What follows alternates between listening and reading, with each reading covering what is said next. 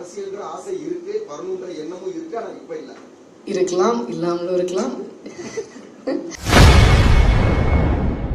தளபதி விஜய் தொடங்கியுள்ள தமிழக வெற்றி கழகத்தில் இணைவதற்கு வாய்ப்புள்ளதா என செய்தியாளர் எழுப்பிய கேள்விக்கு நடிகை கீர்த்தி சுரேஷ் பதில் அளித்துள்ளார். காமெடி தான், ஒரு காமெடி டிராமா தான். அரசியல் பேசப்படுது, உங்கள அரசியல்ல நீங்க எதிர்பார்க்க முடியுமா? தமிழக அரசியல் ஹிந்தி தீர்ப்பு பத்தி பேசுறீங்களா? அது ஒரு அரசியல் ரெண்டா போகுது. இல்ல